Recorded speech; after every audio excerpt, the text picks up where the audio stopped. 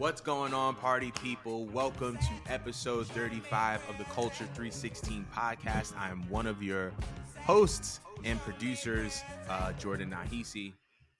And I'm your co-host, Mo. How's everyone today?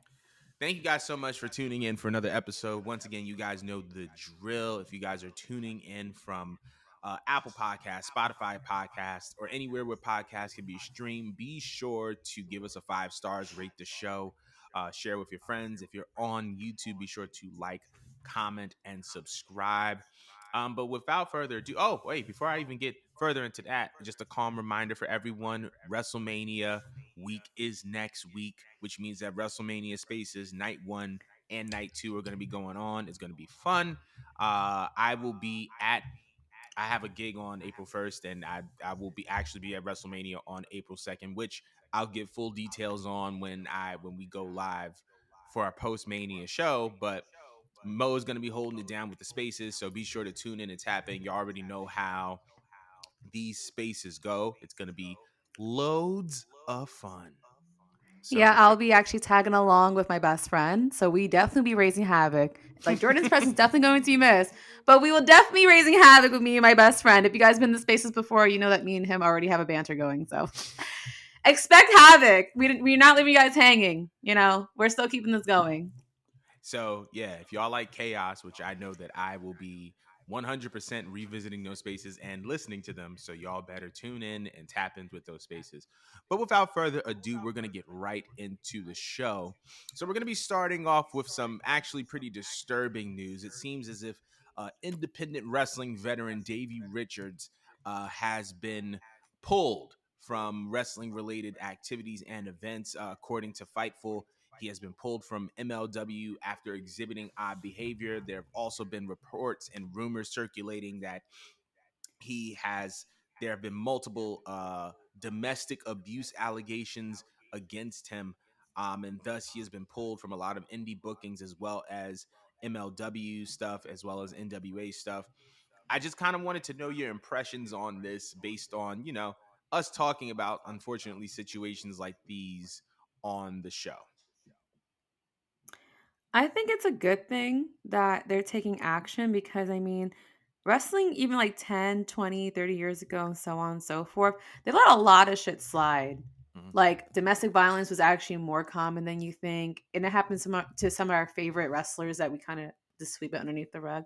And I don't even want to say any names because I don't want to throw dirt on my favorite wrestlers, but I mean, it's there. Y'all know who they are. I don't have to I don't have to mention it. But I mean, there's been like allegations or things with evidence of that nature with domestic violence, wrestlers cheating, wrestlers, committing weird acts of pedophilia and stuff like that, where they just have like these god awful, just, track records. And, people just say, we'll separate the art from the wrestler. If they're a draw, keep this person going, keep it pushing. And I feel like it should be more normalized that if people are not really good people and they're committing crimes, that, yeah, there should be a consequence. And I feel like they went about it properly. And um, I hope that this is something that is consistent throughout all wrestling promotions, not even just wrestling in general. I feel like just entertainment in general. Like I feel like people need to be like called out and held accountable for their bullshit. Mhm. Like, yeah, you could just make one argument and be like, well, what he did was outside of like what he does in the ring in his business. And that may be so, but at the same time, why would you want that person representing your promotion? Like, why is that someone you want to have as an employee? Explain that part to me. Right. What do I you think? I was gonna say I 100% agree with you that they did the right thing by pulling him from wrestling activities, whether it be an independent company or MLW or NWA.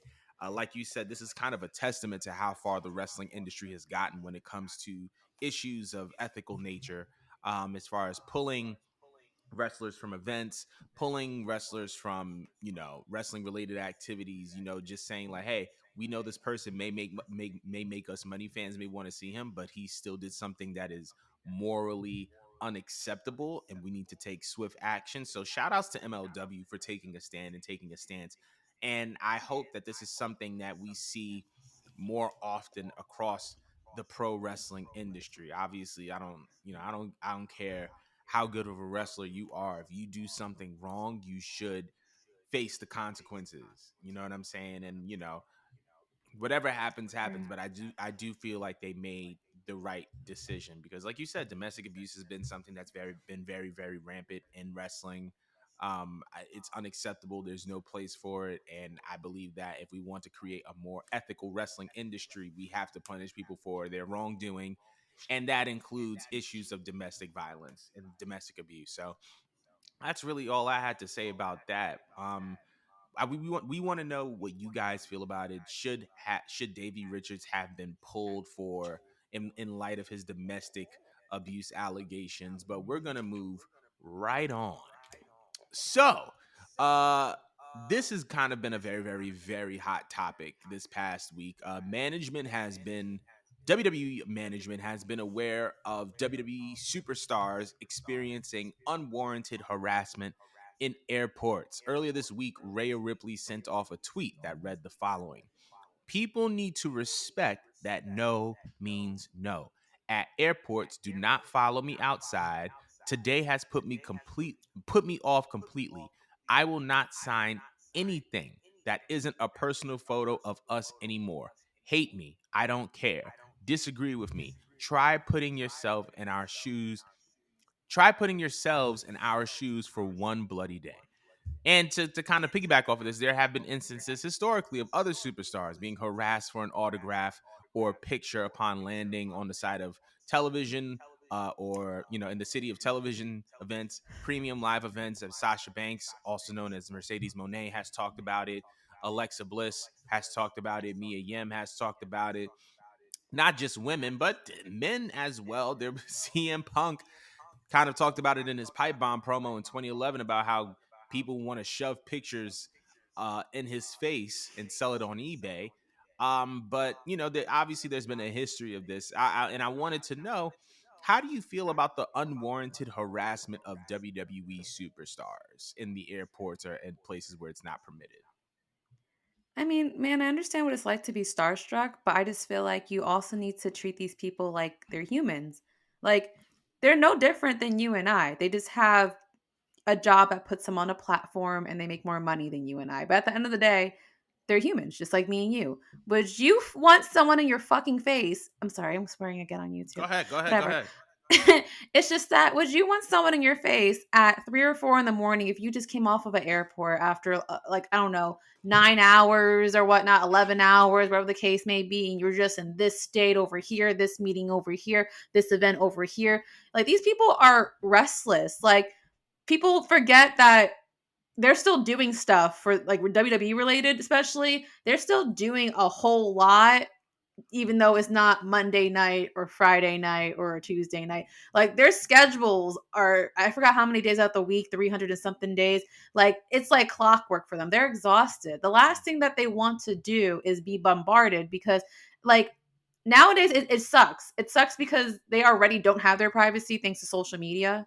And it makes a lot of fans think that they're even closer and connected, which is one beautiful thing. But then some fans just, like, take it as like they're on our level when they're most definitely not. Like, you need to respect these people. You know what I mean? If you really care about that particular wrestler, go ahead and pay for a meet and greet or pay for one of those Zoom call things that they do where you get to meet the wrestler online and put in the investment. You know what I mean? That's how you show your love and your support. But to rush somebody, again, especially at an airport or outside of the arena and stuff like that, I feel horrible for them because people are crazy.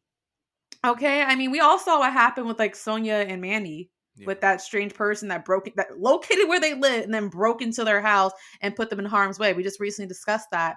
You know what I mean? And it's just like, fans are really capable of anything. I don't blame them for feeling on edge or on their toes that people are rushing them with bags. We don't know what's in the bag. It could be a weapon. You Right, know what I mean? right. Like, they're lucky enough that, yeah, they're seeing nothing but pictures and printouts and markers and Sharpies and stuff like that, but we don't know they don't know you. They just see people rushing them, like, or stalking them, and it's uncomfortable. Like, there's ways to go about it. I just, to me, I can't fathom moving that way. Like, bro, I work security. I mentioned this in the group chat just the other day. I work security for fucking Evolution. I had my locker room. My locker room was the same locker room as the female wrestlers. I still didn't think to myself, Like, let me go rush these people because I'm on the inside, I'm a guard or whatnot. I still didn't think that to myself. I was specifically told, don't speak unless you're spoken to. And I said, all right. They're like, if you want to actually speak to the people, show up extra early to your shift. And if you catch them, you may catch them or whatnot. Or maybe after the show, if you catch them, you catch them. But don't rush them. And I honor that.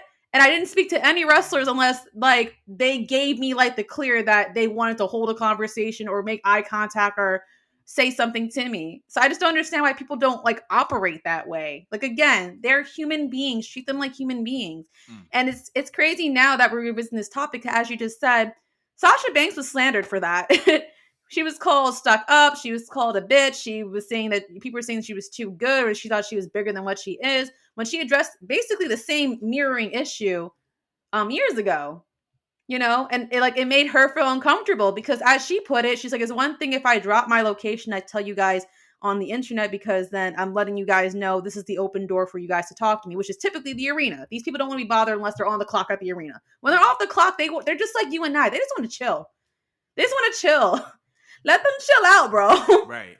You know what I mean? It's one thing when it's like that, but you know, in another sense, like I said, if they're not dropping their location, you guys are just stalking them out, waiting at airports for many hours, harassing them. And if they say no, by the way, take the no. Take the no.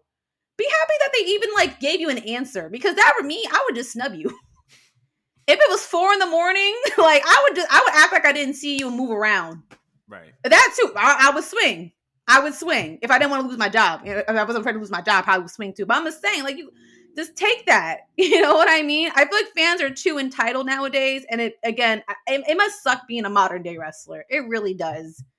You don't have no privacy. You can't go about your life, and people for some reason just think that like they because because they know where you guys are going and they know where the next show is that it's okay to just show up in these random places. Like it's unfair, and I don't blame Rhea Ripley or anyone else for how they feel in this day and age with just with fans. It's just unfortunate. Like I said, if you actually support these people, just pay and show up if that's how you really feel. If you want to show that you're a supportive fan, then you would put forth the money and you wouldn't go resell it on eBay, which, by the way, that's so disrespectful. Why are you guys doing that? Why? And also, why are y'all buying it?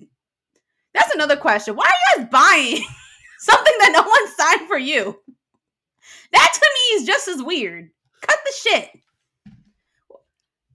You could take it from here, Jordan. I was like, you pulled off the Jade line. So first thing I want to say is I feel like the reason why people didn't take Sasha Banks's or Mercedes Monet's statement seriously when she said it, it's because when you talk about the pro wrestling fan base being majority white or majority non-black, it is easier to attribute a black woman's complaint to it being a behavioral problem, a personal behavior problem, than it is to admit or take responsibility. Because everybody can just accept it and it's easier for people to kind of digest. Oh, I showed up at the airport, and she gave me attitude, but it's because she has an attitude problem. And people are already, and because black women have been so heavily criminalized, demonized on social media and society, it's just a lot easier for people to digest the fact that maybe it's just this black woman who has this attitude problem than it is to just be like, hey, I shouldn't have been at the airport at 4 something in the morning trying to get somebody's autograph. But I do think that Rhea Ripley is talking about a specific type of wrestling fan. Because mind you, when wrestlers land and where wrestlers land is not public information. This is not these are not things that are disclosed publicly or for public consumption. So that means that you're doing your due diligence to get information that you're not supposed to have access to in order to get something that you want. That's stalking. And Sasha Banks said that. That is stalking. When you are going around, like, these wrestlers have public appearances, even showing up to the arena early is reasonable because that is at least the place in which a wrestling fan is going to see an event. And usually when fans are there early, they're not there at 2-3 o'clock. They're like 4 or 5 things that are closer to the event. So even that is reasonable, right? But Showing up to an airport to be there for someone's flight is stalking because the information is not public information. It's meant to be kept private for a reason. And like Rhea Ripley said, these wrestlers are not entitled to sign an autograph or to take a picture when they're off the clock. Because you think about it, right?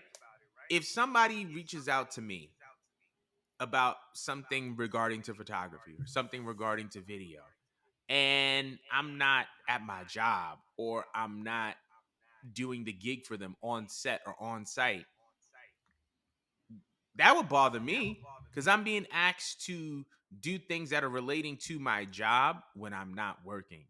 And I'd rather use my off time to just kind of relax. But once again, I think we put unrealistic realistic expectations on public figures.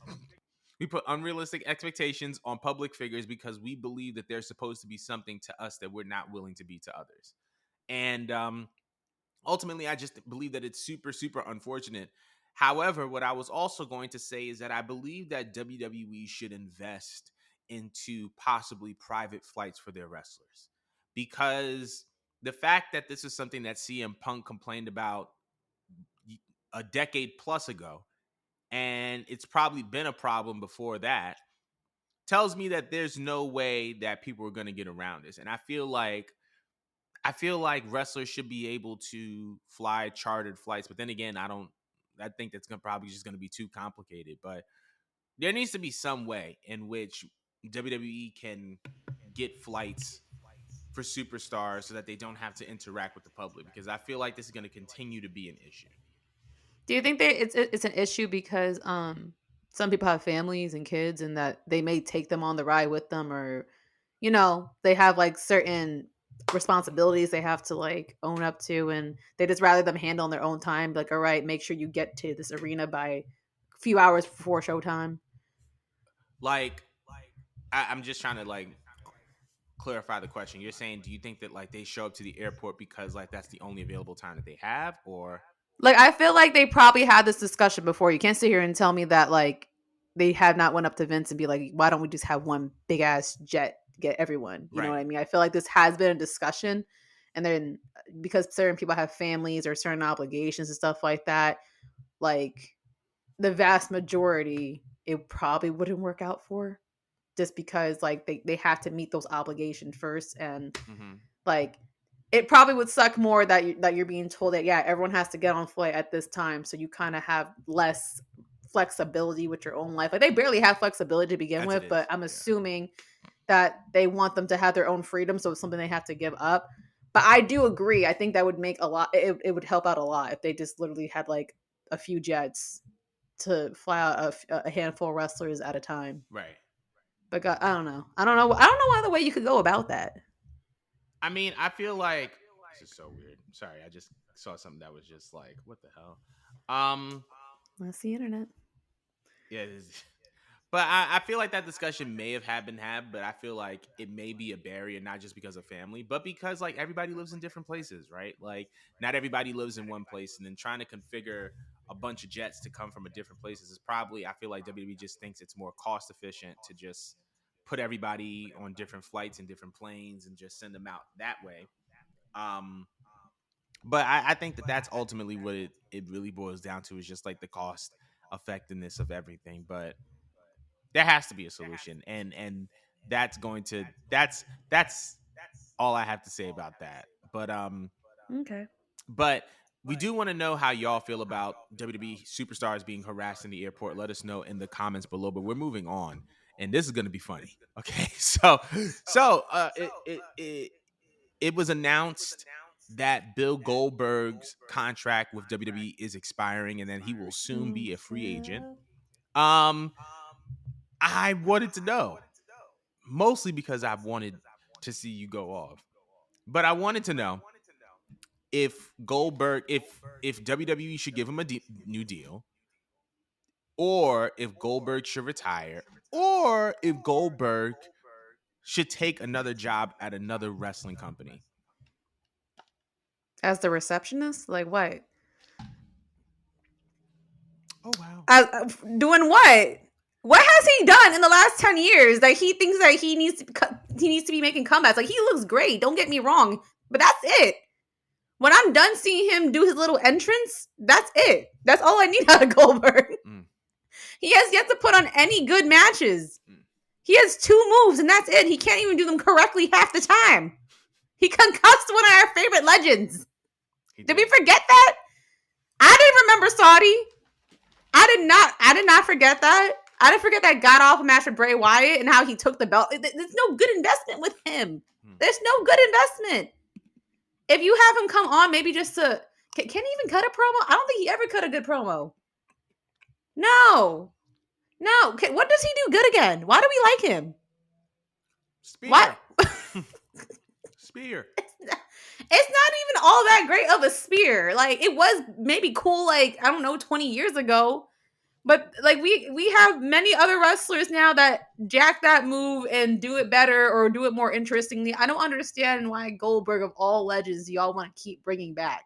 Like what is I want to know what he's doing behind closed doors that everyone wants to invest in him, because to me there is no investment at all. Like if I bring you back to the E and you're still like not a draw and people aren't chanting your name and like the fans hate you, why would you want I don't know. If I was Goldberg myself, I wouldn't want to keep going. Like, I feel like he's out of touch. He's out of times. He doesn't. Not that I'm saying he necessarily needs to train to get better, because what's the point? He's not really a wrestler at this point. He's kind of just like not even per diem. Like he's a legend that just shows up, I guess, when he wants to show up. Based off of his name value. But it's just like, what is the point of him? And I don't understand the hype in him. Like I'm not really frustrated. I'm perplexed. I'm confused as to why they keep bringing him back. Why? Do you have any idea? So I think it's very, very. I think context is everything. I believe that the reason why Bill Goldberg was so special, right, when he first started his career, mysterious, didn't say anything, had this long undefeated streak, very, very powerful, only placed in wrestling matches that showed off his strengths. And I feel like that is what made him special. Also, just the fact that Hogan was so hated as a heel back in WCW, made him even more of a better face. You know what I'm saying? And I feel like all of these things kind of came together and made him special, right? I also feel like he's just at the time, he was a great athlete, very agile for someone his size to move the way that he moves. And then when he came over to WWE, I think it was special. And this is like 2003, 2004. I think it was special because he had built up such a dominant reputation in WCW. The biggest question was, how would he do in WWE? At the time, The Rock was there, Triple H was there, Scott Steiner was there, Shawn Michaels was there, and you still had enough opponents to say, okay, this is what it would have been like if Goldberg was in WWE, right? But now look at everything that's happened. Rock is not a full-time wrestler. Hunter is not a full-time wrestler. Shawn Michaels is not a full-time wrestler. Scott Steiner is not a full-time wrestler. And because of that, it's like, and the only other like match that was like piquing interest was Goldberg versus Taker, and we know how that went. So I feel like now that all of that has been kind of put to rest, there's no reason for him to return to the WWE. I think his match with Brock was also pretty cool, but there's no reason for him to come back to the WWE. I feel like there's no reason for him to wrestle for another company. I think it's time for him to retire. He already is in the Hall of Fame. I just think it's time. I think it's time for him to hang it up, and it's okay because he's had a good career. But I don't see him at this point in time providing the value that he used to. And I think that he may even be in that space as well, where he's just like I did what I wanted to do. I think he said that part of the reason why he wanted to come back to wrestling is because he wanted his son to see him wrestle. His son to see him wrestle. So it's like, Okay, Bucket that list. ship that sailed, but I just feel like he's like the Lex Luger. Like, he's not good. He just looks good, and he has a decent like background outside of wrestling. So if you Hmm. put him with the right people, the right situation, And they make it he's happen. gonna look good by default. Right. That's why I get frustrated with him, because like you put him in a ring with other wrestlers, he doesn't necessarily make other wrestlers look good. It only works when you're trying to make Bill look good, Right. because Bill does not have that much to really offer. Like, I don't hate the man. I just think he's very much unnecessary, and he's not the legend that we need right now. Like, there's so many other people you could pick from, and Hmm. I just feel like Bill is just not it, and that ship should have literally sailed in Saudi. I agree. That it should have. Like, I let that slide, because I understand that when it comes to Saudi shows, they want to bring in name value, and Traction. people Yeah. know Bill Goldberg. I'm not about to just tell you not to do that. For a show that's supposed to be like a WrestleMania equivalent for over there. I'm never gonna say no to that, but I'm just like saying, moving forward, like, what are you gaining out of it? So you bring Cena back right now, like, you know what's gonna happen. You're gonna get great promo, great match, but you're also gonna put over a talent. This man came back, and my frustration is that we didn't really get much of anything out of him besides a lot of frustration and disappointment. I wanted to quit so many times because of Bill. I wanted to so badly. It's just the way that you sounded. It was just all my life. I was stressed. The whole Fiend situation stressed me out. I was mad for a week. No, actually, I was mad longer than that, because they kept putting. They already buried Bray Wyatt, and he's burying himself at this point in time. Yeah. But he just really like ruined that character. Like, he ruined a lot since he came back recently. Like, shout out to him for at least wanting to, like, doing it, like, to want to do it for his son. Maybe he wanted his son to see him as the star that he was back then. But why Right. can't you just play your tapes? What's so hard about that? Just pop in the On Peacock. It's- Hop for on real. Peacock. Thank you. Like, just turn that on. Like, I don't get it. Just hop on Peacock. Bring up that WCW library and we lock YouTube. in. Yeah, the Fire Stick something. Yeah, it's not hard, Bill. You're Then making again- it hard. Then again, like an in-person experience is definitely different from the like a online experience. So I get it from that perspective, but I do want to know what everybody else feels about this aspect. I'm turning this into a meme. I want to know what everybody else feels. Should Bill Goldberg Not a retire meme. from pro wrestling, or do you believe that he has some more left in the tank? But we are moving on. So speaking of other companies, a former WWE superstar, Nia Jax, has stated that she would be interested in possibly joining All Elite Wrestling. Would you want to see Nia Jax in AEW? Here we go. Why are you making my job so hard today? Why are you making my job? see my face? No, stop. Just start with the twiddling fingers. see He my put me face? through hell yesterday talking about the Bellas. Then he gonna throw Goldberg at me, and then he's not gonna give me a breather. He's gonna give me Nia motherfucking Jax. I hate you so much. I hate this nigga right now. I'm a I mad really do. scientist. That's what I am. No, fuck you, and fuck her, because Nia, baby, no, it's not it. It's not it. When she first came out, I wanted to like her so badly, because I'm like, okay, she's different. Mhm. You know what I mean? She has this gorgeous look to her. I like the eyes, the theme song talking about how she's literally, the fucking black sheep. She's not like most girls. And no, you're not. You're not even like most female wrestlers, because you suck at your job. Like, she sucks in general. She can't.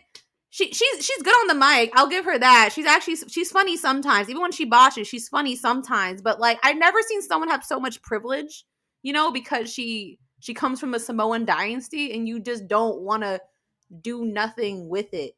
Like, she's reckless. We didn't forget about what she put Kyrie through. Kyrie quit. I don't care what anyone says. Kyrie quit because she was tired of them goddamn buckle bombs. Okay. You can't tell me there was any other reason why Kyrie quit besides her being tired of dealing with Nia Jax. She's terrible. She's terrible. She's reckless. She doesn't get any better in the ring. She doesn't know how to generate any hype. She doesn't offer any evolution to her character or any evolution to the women's division. She's painfully ignorant and stupid. I hate reading about her political views. They stress me out every single time. Like, um, she peaked with that whole feud with Alexa Bliss, and that was because of the obvious, because she served the purpose of being the token big woman in the division. But again, I can't respect somebody that don't respect being a wrestler or being their position. If you're gonna come in here and be privileged, you're here because of your privilege. Take that and like work with it and run with it. You know what I mean?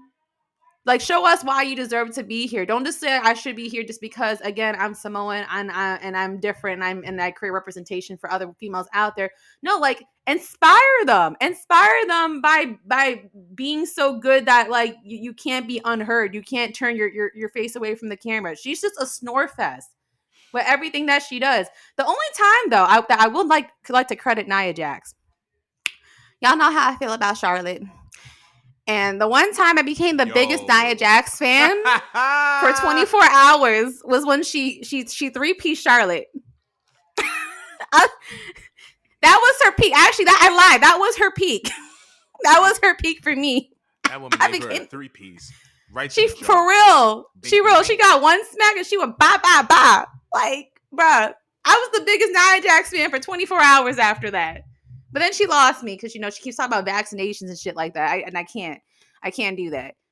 Like I said, does anyone need Nia Jax? No, she's not hireable. She's not. She would create no buzz at all whatsoever, whether she went to AEW, whether she went to the indie circus, whether she went to Impact. She is not. She doesn't do anything for anybody, and it's a shame too. It really is a shame because I would want her to be good because off of her look alone, there's a lot you could do with that. There's so much that you can do with that, but she just comes off to me as just lazy. Right. Like, why are you here? Why are you here? Like, you barely want this for yourself. You're just bored because didn't she complain and say that she wouldn't go back to WWE? Didn't she like go in about how the reason why she left was because it was something in regards to her mental health and that they essentially played her because she asked for an extended break and they just added her name to the releases and that was it. And she said she wouldn't forgive them and she shaded them. She did all that and it's just like, you said she wanted to return to wrestling or to WWE? Let me just, before I keep going. She wanted to just now. Well, she said she would be interested in joining AEW. This AEW. I could have swore she literally said she just wouldn't come back to wrestling like just a year ago. But then again, people could change their minds. They could change their minds. But it's just, what would you offer to AEW? Because that's a division where over there, while it still needs a facelift, one thing about over there is that they rely more off of what do you bring to the ring. Like that's why we love Jamie Hayter. Right. It's not really so much off of her promos. We're fascinated by the way she moves in that ring. Again, like what would she offer? If she's willing to step up her game, did you have an idea? I have an idea, but I'm gonna let you finish first. My thing is like, what would you offer over there? Because we haven't seen. I can't name one good Nia Jax match in my entire life. I can't. And I wish I could. I really wish I could. Cause I did try to like her for a while. But what would you offer to a division over there outside of just your look? Like her look would make sense if she knew how to wrestle, but like what else would she bring and what role would she be in? Because I don't want to see her be a champion. I don't. But I actually want to hear this theory because you be trying to like convert me, even though it don't work half the time. I don't think it's gonna convert you at all, at all. But here's what I will say: I agree with everything that you're saying. The only way that Nia Jax joining AEW would intrigue me is if she joined the Outcast. Because that would make sense. As an enforcer, she could join that little Outcast group. That whole we used to be in WWE and now we're the outsiders of AEW. Da da da da da da da da da da da. She could be a little enforcer for that, and that would make sense. Obviously she has history with Saraya, better known as Paige, so you have that going for you. But as far as outside of that, do I see Nia Jax joining AEW or like would I be interested? Not necessarily. But then again, I don't know what she's been up to from a wrestling standpoint. I don't know if she's been training. I don't know if she's been like in the lab. So I don't know how she's going to be as a wrestler. But the only thing that would like make sense, that would pique my interest, that would be like, okay, let's see where this goes, is if she joined the Outcast, because that's the only kind of storyline where she can kind of be dropped in, and it makes sense. She's from WWE. She's been heavily slandered for being reckless. She's not a wrestler's wrestler when it comes to women's wrestling. Um, and she's been ridiculed by the internet wrestling community because of her recklessness, right? And that's something that she can play into by joining the Outcast.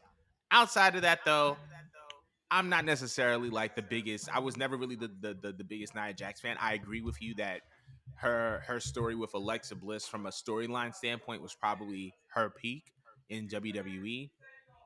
And it kind of just felt like, you know, she was just kind of like okay with where she was and just kind of rode her wave, and that was pretty much it. But that's really all I have to say about Nia Jax. I never, you know, never really saw like,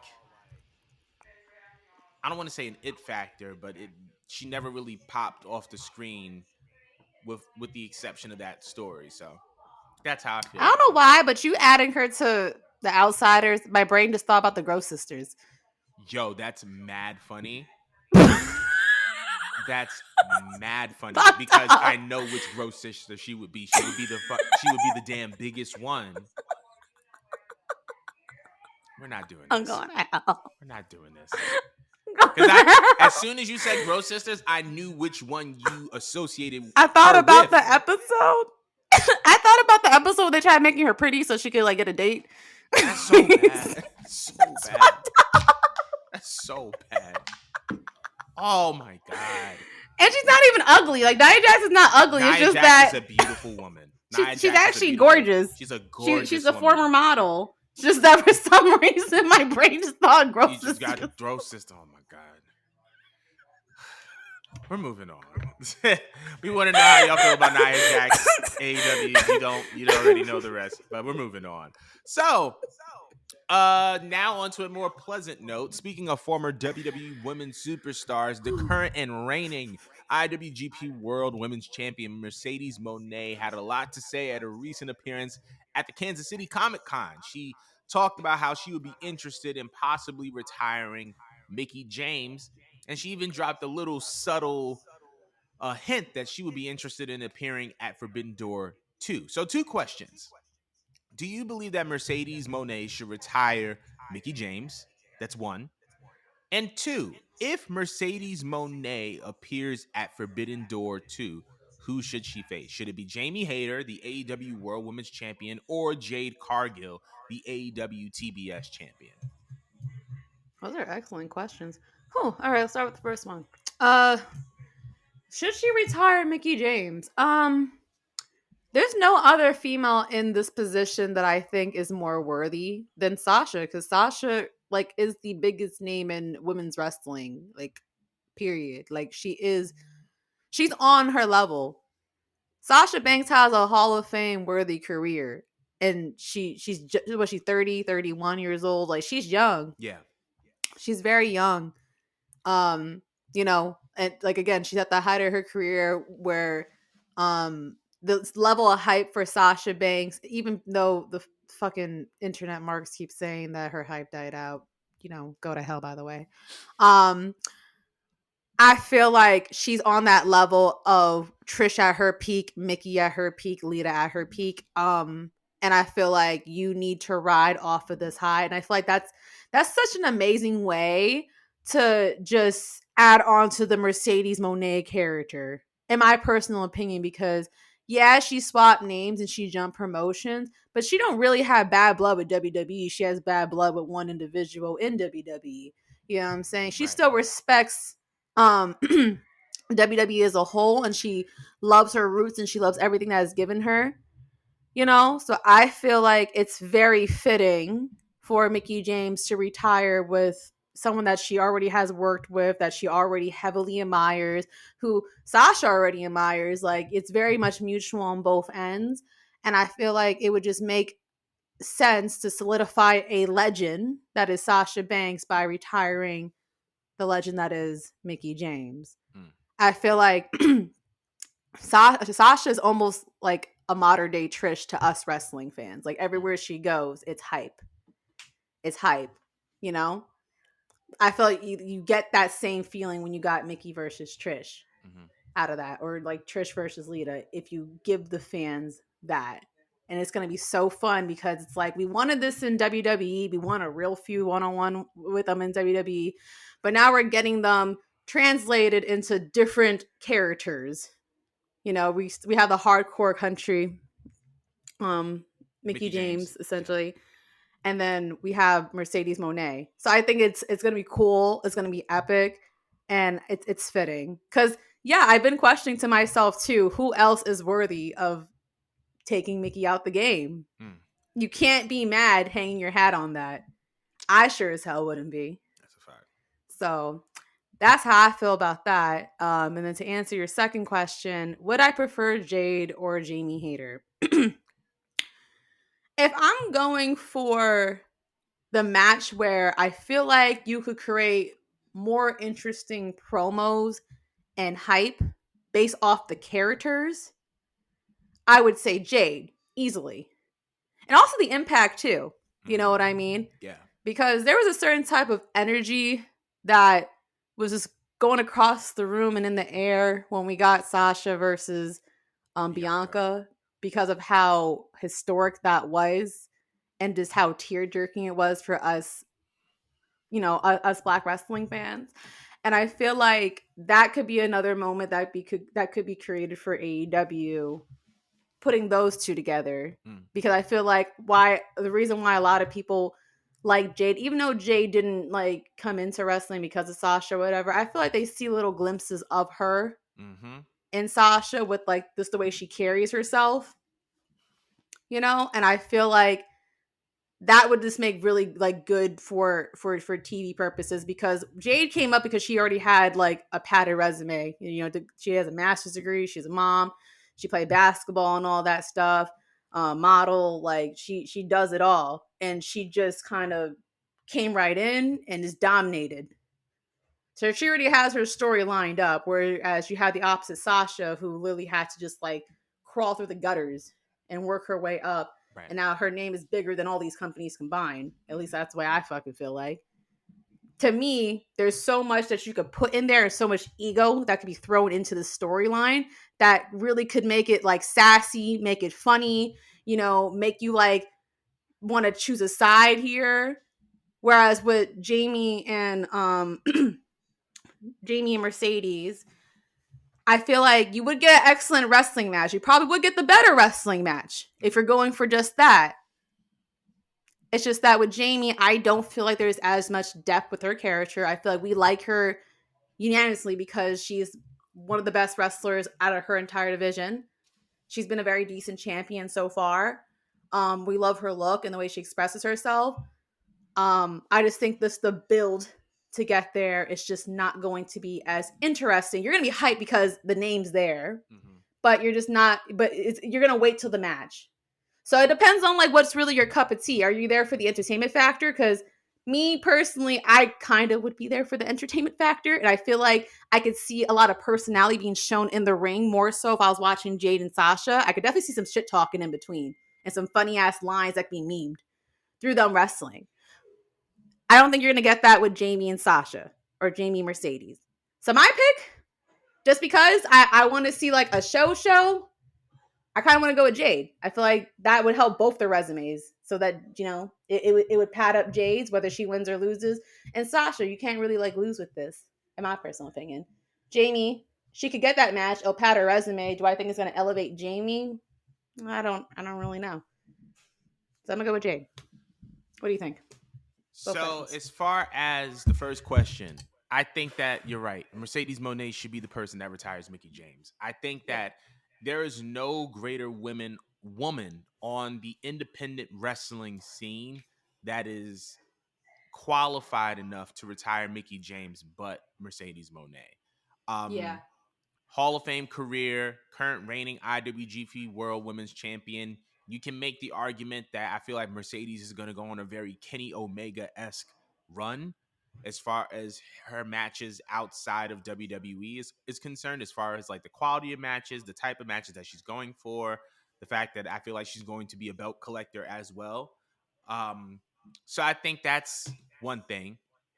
The second thing is that I feel like when it comes to Mercedes and at the Forbidden Door too, I think that it should be Jamie Hayter that she faces because of the style of wrestling that Mercedes Moné is engaged in outside of WWE.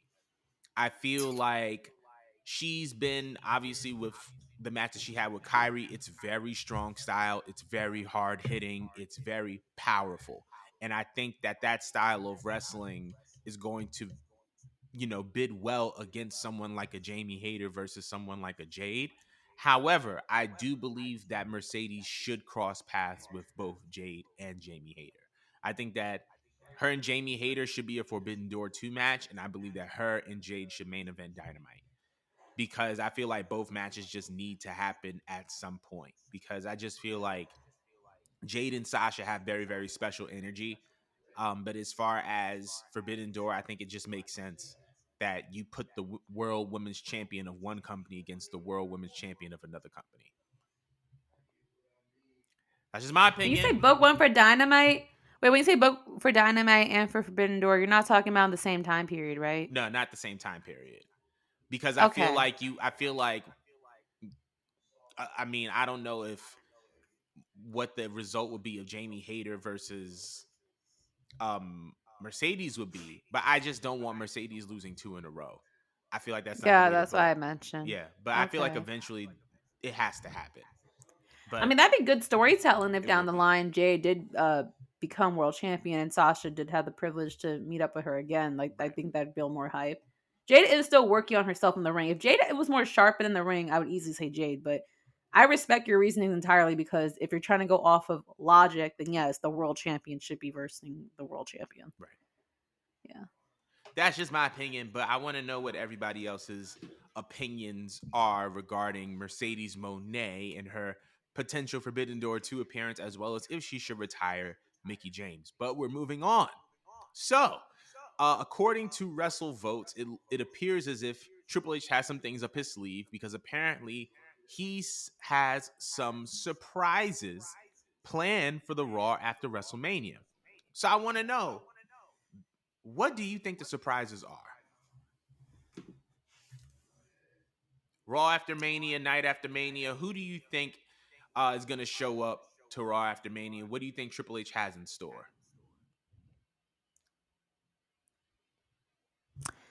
The Rock couldn't make it to WrestleMania because he had his obligations. Mm-hmm. Did he say anything about ever showing up to SummerSlam or having? He never heard anything regarding that. I mean, that would be. I mean, it's not really that big of a surprise, but it would be a surprise just because everyone expected him to be there for WrestleMania, but now we know Yeah. he's not going to be there. I mean, I could see The Rock coming in just for the sake of continuing. That was an interesting noise. I was about to say that was Um, a very, very, that was a very odd noise. word of the day, y'all. Odd. I think there's a movie in the background. I apologize, y'all. Anyway, let me get back on brand here. All right. So I can see it being The Rock just because we did not get him at the most obvious and form-fitting event. And I could see that continuing the feud um with the bloodline. Mm-hmm. So that would be cool. Shoot. As far as surprises go, I'm trying to think of people that would come back because I don't know what Triple H would actually do. I don't know. Let me come back to here. Let me hear what you gotta say. See if I get inspired. I think we're gonna see the debut of Jay White of Raw after Mania. I think that it would be if and to be honest, I don't know what the timeline is of FTR um and their contracts expiring, but if they had a non-compete clause, then obviously they couldn't do it. But if they could work something out, I could also see the return of FTR. I also see the beginning of the Jay and Roman build to SummerSlam happening. Um, I just feel like with Hunter wants to bring back the essence of the magic of the Raw after WrestleMania. So I think we're gonna see a good mix of debuts, returns, heel and face turns, and just some wow moments. But I think that the biggest thing of the night is going to be the debut of Jay White, because there were talks of him signing with WWE, or talks of him joining WWE, or talks of him speaking with a representative of WWE, and then they kind of died down. And Right. I feel like maybe an agreement has been reached and they're just trying to keep things low, but God knows. I mean, it probably just like there's a possibility of that happening, there's also a possibility of that not happening. So we'll see what happens, but yeah, I just think that all signs, at least in my mind, are pointing to a Jay White debut on the Raw after Mania.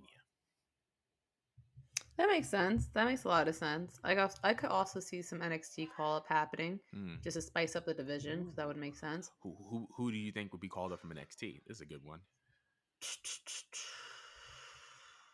Um, I feel like Braun Breaker needs to just like leave already. I've been waiting for him to just like leave.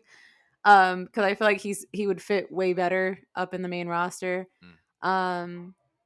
I feel like Nikita, I could definitely see them pushing her just because it's going to be easy for the fans to end up liking her. Mm-hmm. I wish Sol Roca wasn't like. I wish they would just expedite her. 'Cause I feel like She's she a already star. just Yeah. gives me she just oozes like baby face vibes.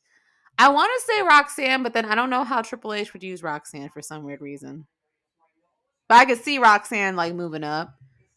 That'd be interesting. Because she already was in the Rumble, so they already sprinkled her in for a reason. Right. I feel like I feel like the women's division does need a facelift, and they do need more people to play with. So I see more females. Why is his name slipping?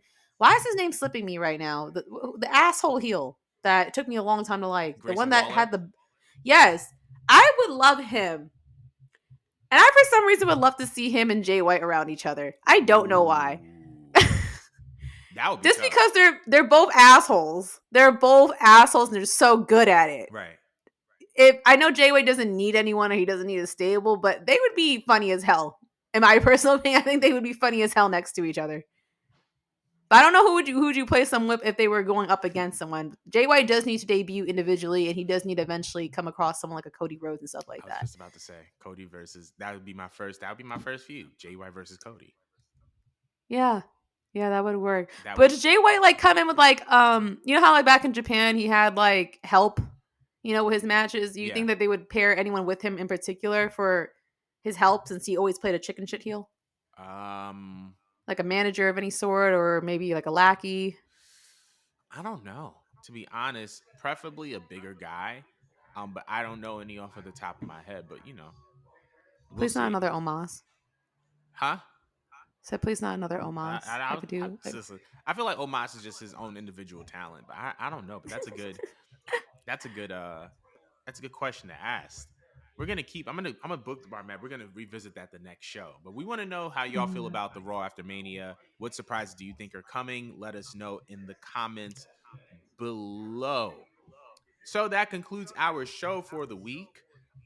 Thank you guys so much for tuning in, tapping in with us for episode 35. We'll be back next week for episode 36. It's gonna be a whole lot of WrestleMania talk. So I hope that y'all are ready. I hope that y'all bring y'all predictions and things of that nature. But thank you guys so much for listening and tapping in with us. And we'll see you guys next week.